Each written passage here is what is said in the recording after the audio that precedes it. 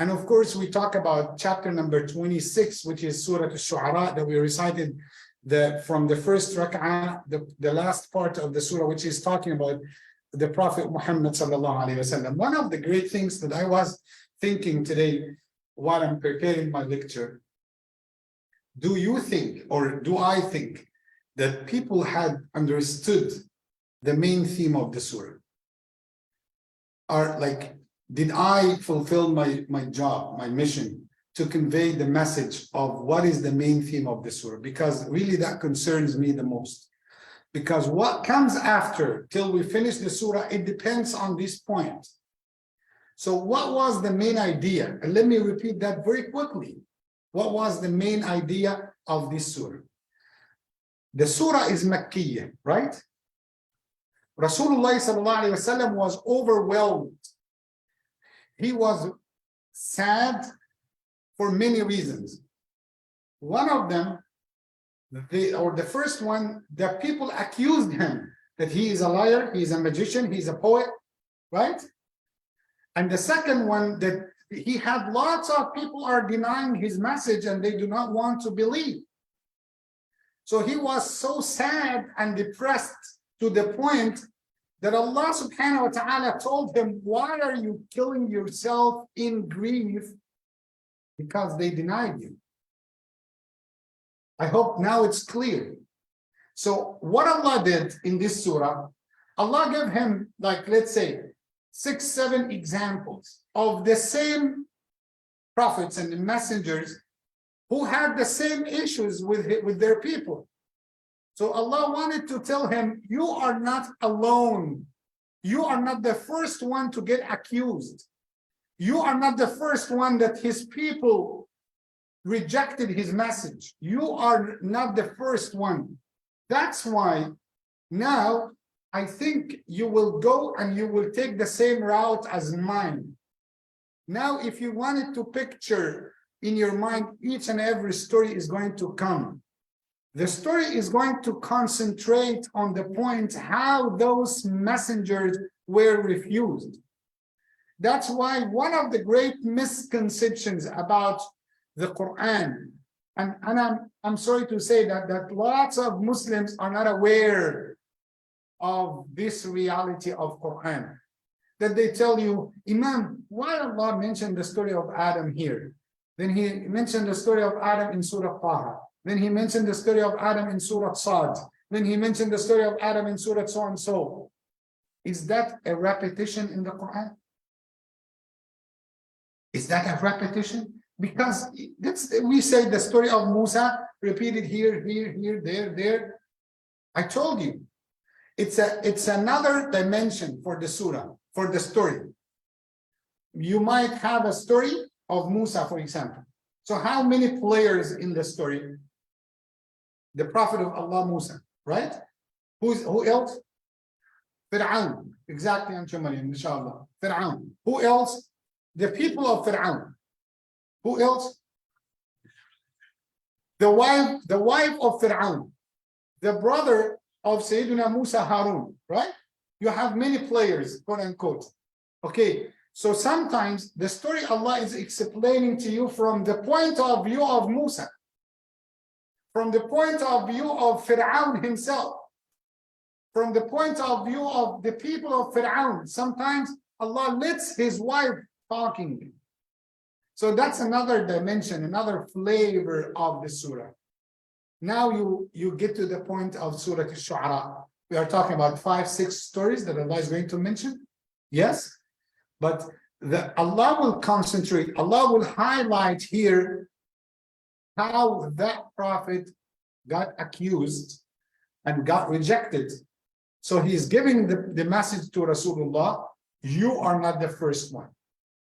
Okay, so let's start, inshallah. I hope this part is clear.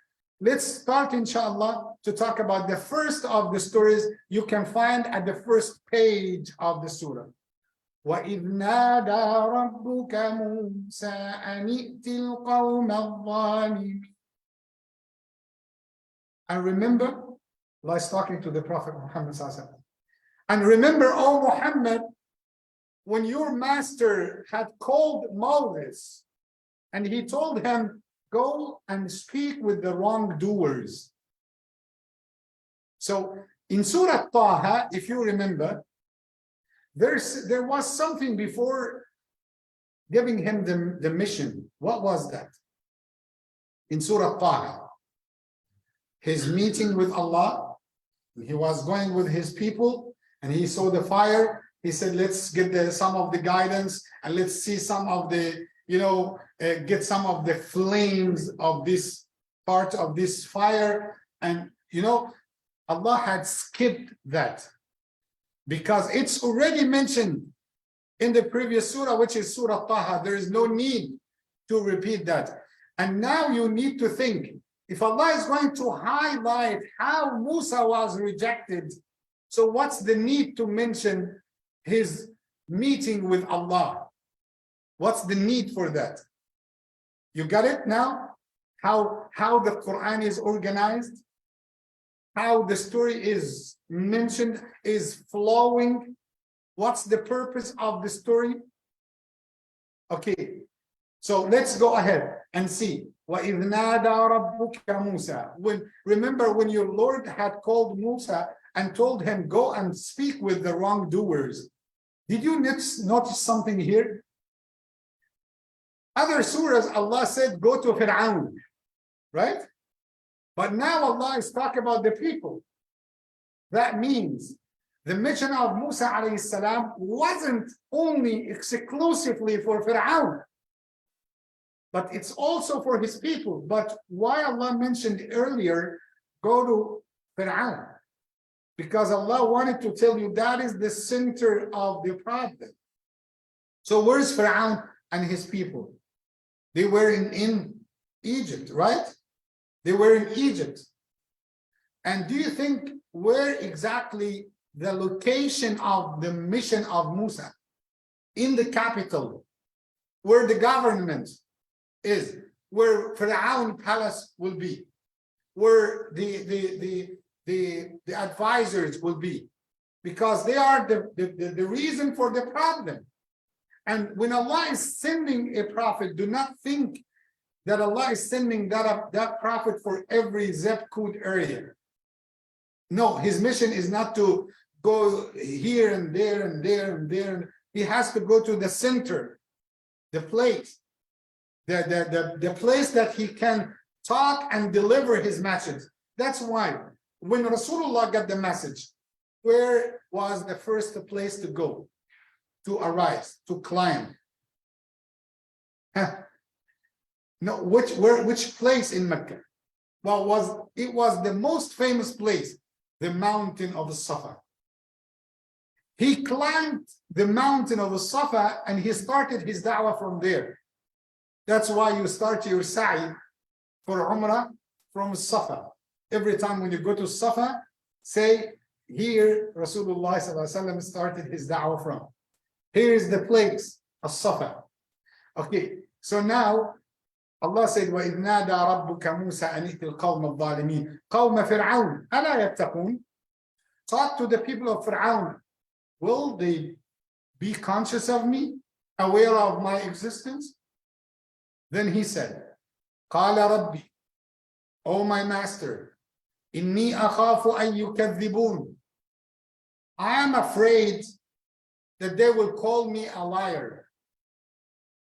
Wait here, hold on. Who was called a liar? Yes, exactly. The Prophet Muhammad, that was the first one. قَالَ رَبِّي إِنِّي أَخَافُ أَن يُكَذِّبُونَ. I am afraid that they will call me a liar. So what's the hidden message here to Rasulullah? Listen, they called him a liar. You are not the first one. And he said, وَيَضِيقُ صَدْرِي وَلَا يَنْطَلِقُ لِسَانِي. And then my chest is going to be tight. My chest is going to be narrow. وَلَا يَنْطَلِقُ لِسَانِي. My tongue is going to be tight also. So what's the consequences of being rejected? Sayyidina Musa, his chest, his sadr is going to be what? tight, constricted. What's the opposite of the constriction of the chest? Is that reminds you of a certain surah? Which surah? Alam nashrah laka sadrak. That's why his first dua after accepting the mission, Rabbi shrah li sadri. Oh Allah, expand my chest. He was aware and concerned of the tightness of his chest. That is why he made the dua, Rabbi shrah li sadri. So now, oh Allah, I am afraid that they are going to tell me a liar, and then my chest is going to get constricted, is going to get tightening. وَلَا يَنْطَلِقُ لِسَانِي. And you know, my tongue is going to be tight. It will not be eloquent. And that tells you something. The da'iyah, the one who calls to the way of Allah, one of the du'as that he needs to do as a da'iyah. That's a very rare dua for the rest of people. Normally, you didn't make a dua, oh Allah, let my tongue to be easy when I call people, right? Because you are not addressing people. But if a da'iyah, if an imam, if a sheikh, a scholar, that is part of his dua. Oh Allah, give me eloquence, give my tongue the easiness. So let my message be easy. You know, one of the things that Sayyidina Musa used to suffer from, he was stuttering, right? He used to stutter. So he said, they will call me a liar. I wanted you to focus on this because I wanted you to get the deep knowledge how the Quran, the verses were put together. It has a wisdom behind it. So they will call me a liar, and then my chest is going to be tight. My tongue will not will not be eloquent. It will not be easy in giving the da'wah. So what I need, oh Allah, فَأَرْسِلْ إِلَى هَارُونَ. Then I need you to help me by providing me Harun next to me. So in case, if my sadr, if my chest got tightening and my tongue is got tight too, so here Harun is going to continue the mission. And in another surah, he said, وَأَخِي هَارُونُ هُوَ أَفْصَحُ مِنِّي لِسَانًا. Harun is better than me when he speaks. He's good at talking. Harun is more eloquent. And remember, the word afsahu comes from fasaha or fasaha. You know, when you see a commercial, the advertisement on the TV, when somebody pours milk on a big cup, you feel like the milk is so pure and it goes to the cup without bubbles. When the milk is so pure like this in the cup, that is called the fasaha, eloquent, easiness, pureness. That's the meaning of the word afsah. When he talks, like when you pour milk in the cup, that is Harun. I think that we wish to hear Sayyidina Harun in Jannah, right? Whenever I pass by this verse, I say, SubhanAllah, I hope if I met Sayyidina Harun, I would tell him the Quran had described you in a very amazing way. Can you talk? Yeah. Brother Barakat is here, right? Yes, mashallah. Assalamu alaikum, Abu Sam. Hayyakum Allah. So, وَأَخِي هَارُونُ هُوَ أَفْصَحُ مِنِّي لِسَانًا. He is more eloquent, he is good, he is more good at me. And that tells you, Sayyidina Musa, he's aware of the abilities. That's why you cannot build a community. If one person thought that he is possessing everything, here the dictatorship is starting. If you thought that you can do everything, we want to serve this community, for example. So Imam Ahmed will talk on our behalf. Then Brother Ahsan is going to do the gardening. He will put the seeds. He is good at this. Dr. Yusuf is going to supervise. Brother Muhammad Ali is going to do the crops, the harvest. Then Dr. Zaki and Haj Wazdi, they are doing marketing very well. Then Brother Hamza and Jihad and Malik, they will do sales. Yes. And Sister Auntie Mariam will do the research on the internet to give them certain advices how to increase the crops in the future.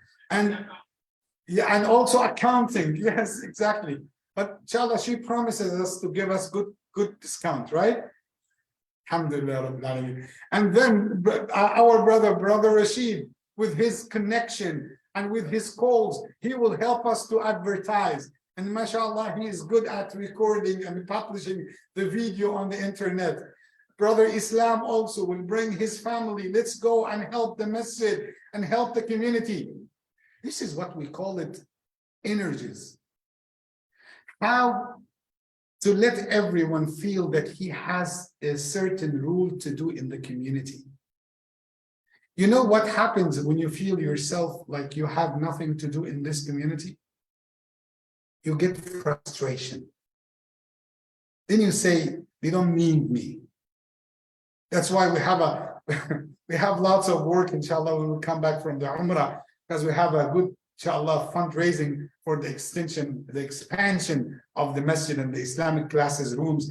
May Allah help us to do this project, inshallah. Rabbil Alameen. Allahumma ameen ya Rabbil Alameen. With the good intention, Allah would help us to give a good example in this community, inshallah, Rabbil Alameen. I'm so optimistic regarding this project, by the way. So Allah subhanahu wa ta'ala said, okay, I'm going to send Harun with you. Listen. Then he said the third problem that he is facing. وَلَهُمْ عَلَيَّ ذَنْبٌ فَأَخَافُ أَنْ يَقْتُلُونَ. And they have a sin I have committed. I am on the crime list. I am wanted. I am on the wanted list. I am having a record on the government. And, you know, I'm on the crime list. They are looking for me. They want to persecute me. They want to put me in jail. وَلَهُمْ عَلَيَّ ذَنْبٌ فَأَخَافُ أَنْ يَقْتُلُونِ. I'm afraid they might kill me. But I wanted you to focus here. What was the first problem? What was the first problem? You missed the train of the thought. They will say that I am a liar, right? Okay. Number two, my chest is going to be tight. My tongue is going to be tight too. Okay. Then they might kill me. If you are going to arrange them, what's the first thing that you put first? Killing, right? But no, he didn't think about himself. He said the da'wah first, the mission first, and then myself. So I am afraid that the da'wah is going to fail. And now I want you to think about something else. When did he ask for Harun's help? When he talked about his personal stuff, that he's going to be killed? No. Let's see the arrangement of the verse. قَالَ رَبِّ إِنِّي أَخَافُ أَن يُكَذِّبُونَ. I'm afraid they will tell me a lie. وَيَضِيقُ صَدْرِي. My chest is going to be tight. وَلَا يَنْطَلِقُ لِسَانِي. My tongue will not be eloquent. I will suffer this stutter, as you know, O Allah. فَأَرْسِلْ إِلَى هَارُونَ. Then send to Harun. So why Harun? To be the bodyguard? No. Eloquent speaker. And he will continue the mission. And he did not talk about his own safety, except at the end.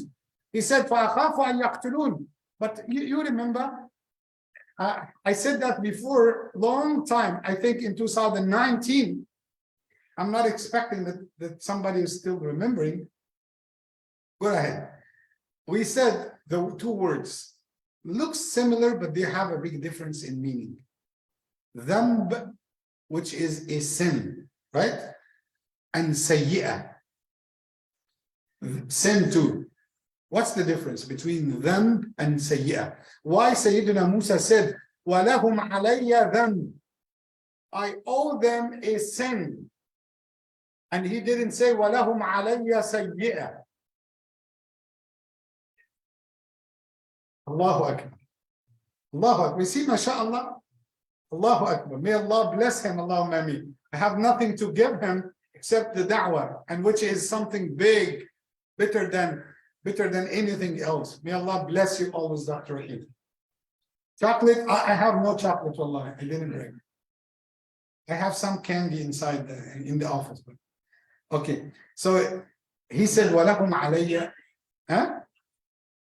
not Halloween candy, no. Alhamdulillah. We are not the people of Halloween. We do not want to get Halloween here or Halloween in the hereafter. We want a safety, peace everywhere. Dunya and the hereafter, inshallah. Okay, so وَلَهُمْ عَلَيَّ them. It depends on the intention, the difference between them and sayyi'ah. If you intended something bad before you do the action, it is sayyi'ah.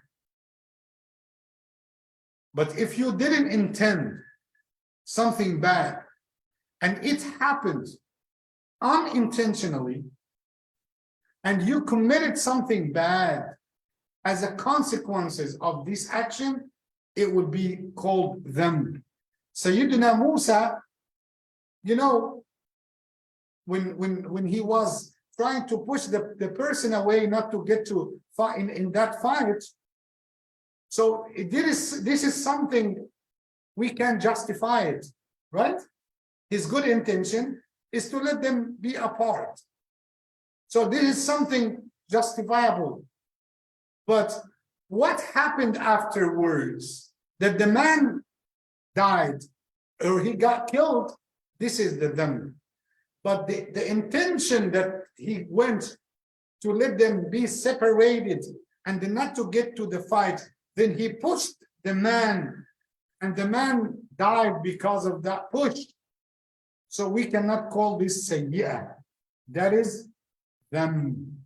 You see now, even the words, it has a wisdom behind it. وَلَهُمْ عَلَيَّ ذَنْبٌ فَأَخَافُ أَن يَقْتُلُونِ. And listen, how Allah responded to this. قَالَ كَلَّا. Kalla. How do you translate kalla in Urdu? Where's Brother Ahsan? Never? No, in Urdu. Kabini? Okay, is that like nahi? Okay, nahi, which is no. Huh? Kabinahi? Okay. So kalla is not only no. No, nahi, right? But kalla, absolutely not. That is never is going to happen. That is kalla. So Allah said kalla. Now you tell me. I will tell you the case and you can put the response of Allah. قَالَ رَبِّ إِنِّي أَخَافُ أَن يُكَذِّبُونِ. Should we put kalla? Should we put kalla? Because they accused him a liar, right? So we cannot say kalla here. Okay, قَالَ رَبِّ إِنِّي أَخَافُ أَن يُكَذِّبُونِ. That happened. Okay, وَيَضِيقُ صَدْرِي. My chest is going to be tight. وَلَا يَنْطَلِقُ لِسَانِي. So that's not going to happen. فَأَرْسِلْ إِلَى هَارُونَ. Oh Allah, I need you to send to Harun. Did Allah say kalla? No, because he sent to Harun, right? So kalla for what? You are not going to be killed. Because the tightening in the chest happened. That's happened in the Samiri story afterwards. The stutter of the tongue happened. That's why Harun stepped in. They told him a liar. So Allah responded, Kalla, for your murder, for your killing, for your assassination. What's the message here? If you got it, wallahi, it would be perfect. Yes, Allahu Akbar. Allah, his concern is his safety. Musa's concern is his da'wah. Allah said, Qala kalla. That is not going to happen, which is killing him. You are under my protection. If you as Musa, you are not concerned of yourself, I am your creator. I am concerned of your safety. Allahu Akbar. You see, when you go deep in the Quran, wallahi, pearls, diamond, you get the spiritual oxygen. These meanings comes to your heart, your soul, you absorb it. You taste the Quran differently. Wallahi, the Quran, subhanallah, I told you, years after years after years, I was talking with my sheikhs. There's a sheikh, his name is Abdul Rahman Kassab. I mentioned his story before. That man, may Allah shower him with his mercy. I told you, if you travel to Egypt and you got any copy of the Quran, he is amongst the committee who used to revise the Quran. His name on the back of the Mus'haf, of the copy of the Quran. Well known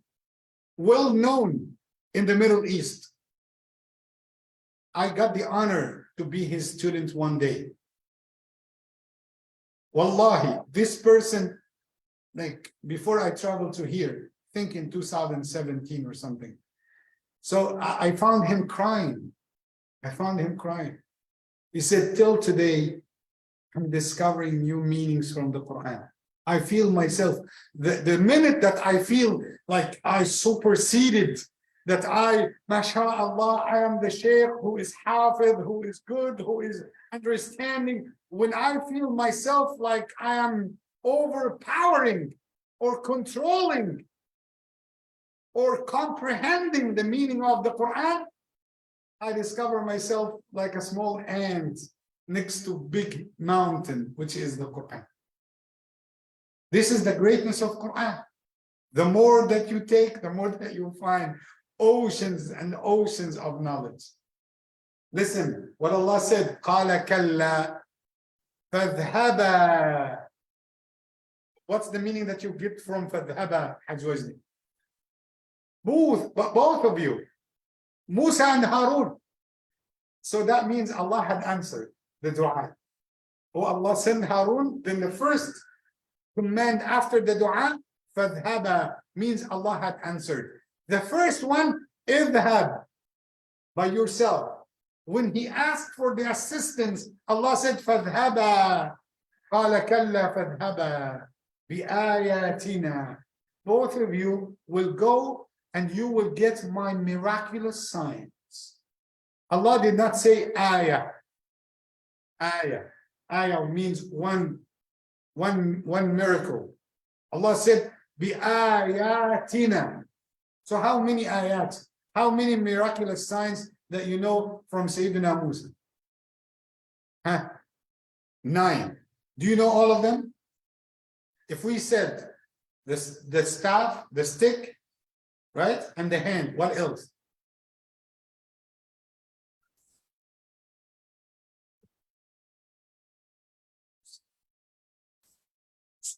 Yes, the ocean, splitting the ocean.